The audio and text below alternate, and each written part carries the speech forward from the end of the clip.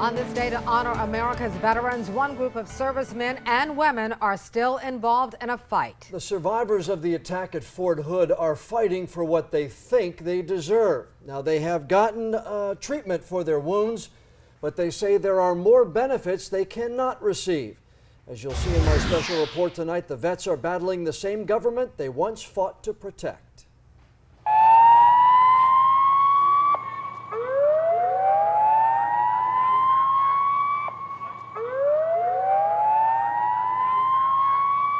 The images are burned into the minds of most Americans. The chaos, the pain, the loss of life. For those who survived the attack at Fort Hood in November of 2009, the passage of time can't heal all of their wounds. The first round went in right here above my left eye. Alonzo Lunsford still has one of Nidal Hassan's bullets in his body. Shot 7 times in the attack, Lunsford still suffers from partial blindness, post-traumatic stress disorder, and other conditions that he needs family help to overcome. When I go to the toilet, it's like I'm a kid again. I have to have assistance bathing. I have to have assistance shaving, brushing my hair. Lunsford, Matthew Cook, Sean Manning, and other survivors have gotten some treatment for their trauma. But they say the bigger deal is what they have not received. There are additional disability payments and retirement benefits worth thousands of dollars a month. They're made available specifically for soldiers hurt in combat-related incidents. But since the Army considers the Fort Hood attack a case of workplace violence, the victims do not qualify. My Social Security disability, I was denied that 3 times. So I have to get an attorney for that. In my case, I lost almost $2,000 a month in pay almost immediately after the shooting, which, I've tried to fight that. He's done a figure, and he's lost out at over $65,000 because he was not deemed as a combat vet. That distinction would change, though, if the Army would classify the Fort Hood shooting as a terrorist attack.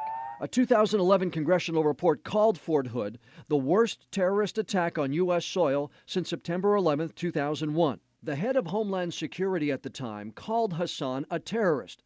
The country's top counterterrorism chief called Fort Hood a terrorist attack when he testified before Congress. For years, the Army said the terror attack classification could keep Nidal Hassan from getting a fair trial.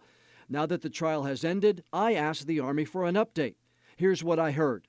While there has been no intelligence or findings to date that indicate Hassan was under the direction or control of a foreign element, we are currently reviewing court transcripts to determine whether any evidence to the contrary was presented at trial. He was in direct communication with a person that was on our most wanted list, Anwar al-Awlaki, and he had telephone conversations, email correspondence, and he even sent money to this man to finance his operation that was ran by Al-Qaeda. And he received this order for his jihad from Anwar al-Awlaki. Now, some members of Congress have tried to help the Fort Hood survivors.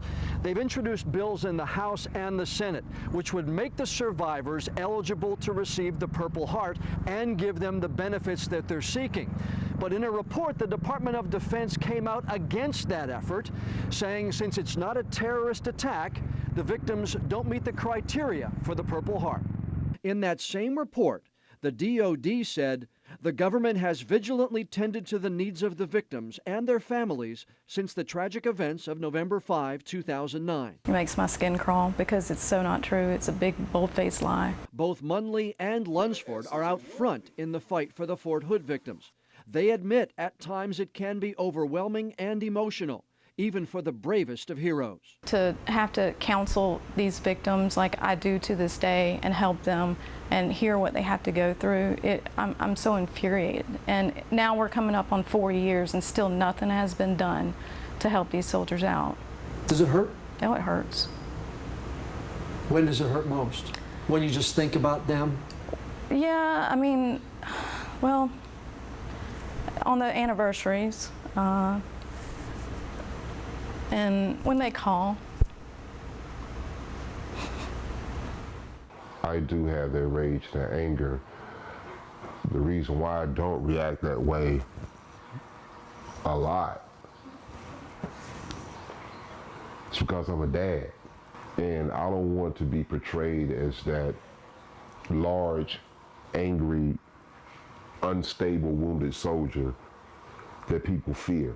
Lunsford and Munley have openly criticized high-ranking military officials and even the president for not following through on promises. Promises both say they heard in the days, weeks, and months after the shooting that the Fort Hood victims would be cared for. But don't say you're going to do it, and I know that you have the power to do it, and you lie and you don't. We're not going to fade away. As long as we all have breath in our body, we're going to talk about this thing. My attempts to contact current and former Army officials went without a response.